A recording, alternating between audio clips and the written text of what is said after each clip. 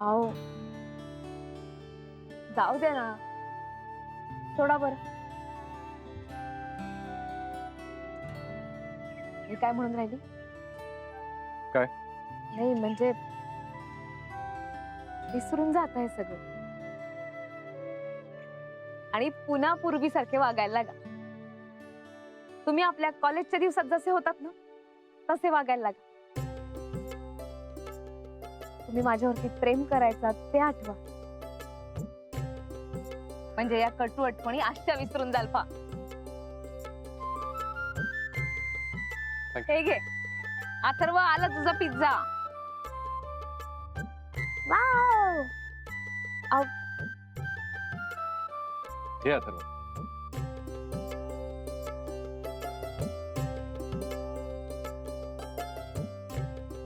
अथर्व सगळं खायचं बरं का. असं बाजूला नाही काढायचं काही.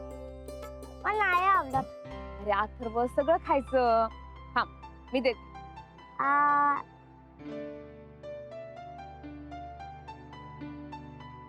हे हो काय मागवायचं? एक्झॉटिका सांगा. डन. कितीचा आहे तो? हा अगं माझ्याकडे आहेत पैसे, सांग तू. आहेत ना? हो. हा मग ठीक आहे. हा एक्झॉटिका.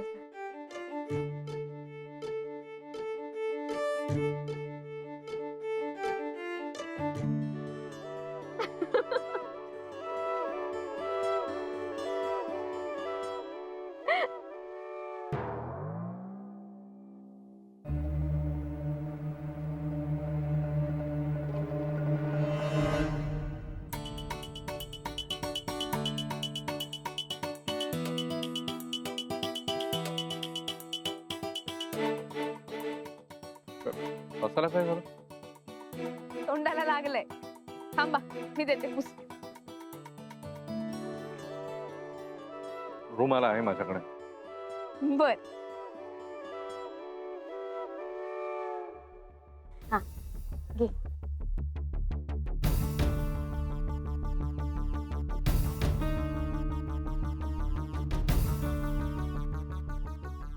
अथर्व खा. हा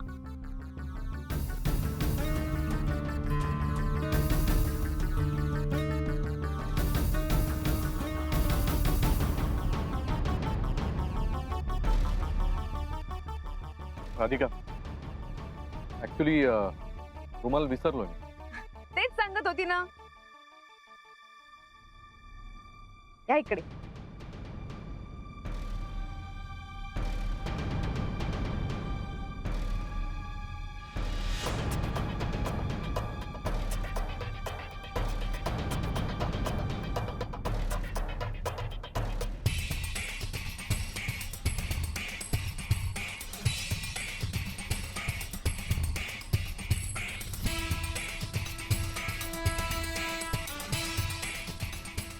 ईशा चल या इकडनं प्लीज.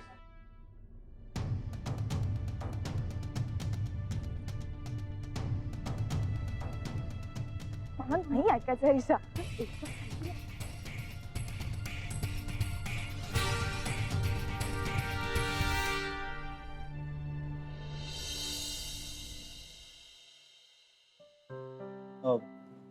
राधिका वहिनी दिसत नाही कुठे, बाहेर गेल्यात ना? ती आणि अथर्व गुरुबरोबर पिझ्झा खायला गेलेत. बर. तुम्हाला हे पटलं नसेलच ना? म्हणजे तुमच्या पद्धतीने विचार करायचा झाला तर राधिका वहिनींना स्वाभिमान नाहीये. गुरुनी एवढा अपमान केला तरी सोयीस्कररित्या विसरून गेल्या त्याच्या बरोबर. हा टॉन्ट आहे का मला? तुम्हाला काय वाटतं मी उगाच गुरुला नावं ठेवत असते? मला राधिकाची काळजी वाटतच नाही. पण म्हणतात ना, मन चिंती ते वैरी न चिंती.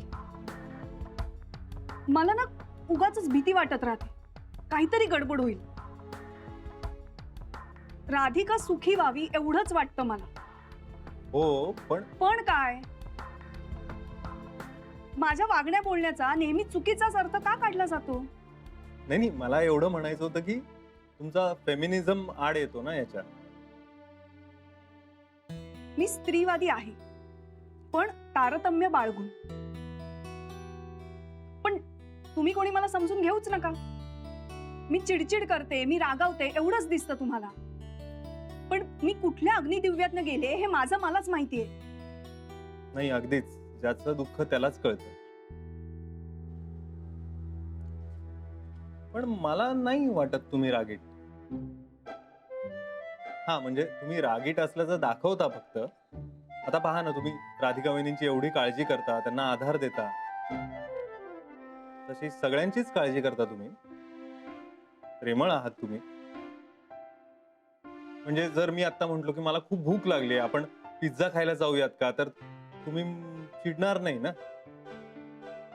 म्हणजे चुकीच्या गोष्टींवर तुम्ही चिडत नाही. म्हणजे मला असं म्हणायचंय की आडून आडून का बोलताय? तुम्हाला पिझ्झा खायचा आहे का? हो, म्हणजे आपण नेहालाही घेऊन जाऊयात ना.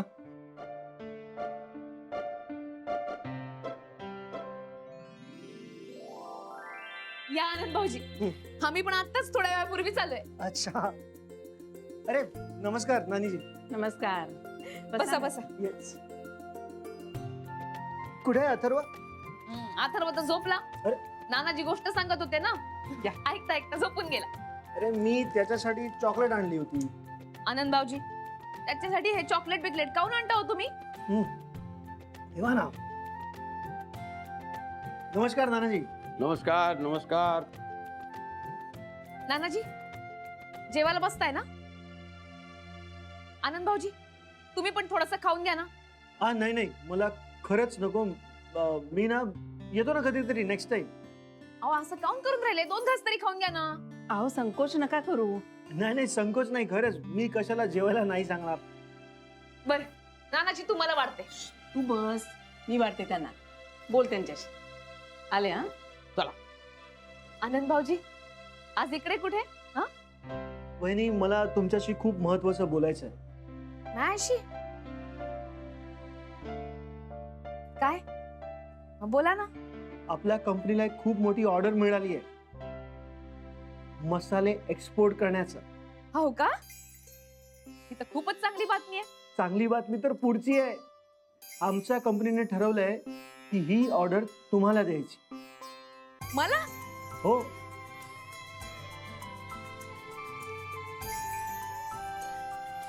म्हणजे यांच्या कंपनीने मला काम द्यायचं ठरवलंय? हो, आणि दुसऱ्यांदा. मागे ते फॉरेनर्स आले होते त्यावेळेला एकदा, आणि आता दुसऱ्यांदा.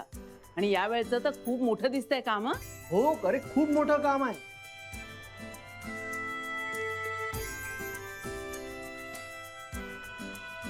काय आनंद, मला काळजी आहे. म्हणजे एकदा तुम्हाला मदत करून गुरुनाथने ती स्वीकारली नव्हती. वाटत तसं बोलला होता राधिकाला तो. त्यामुळे राधिकानं तिथं काम करू नये असं मला वाटतं.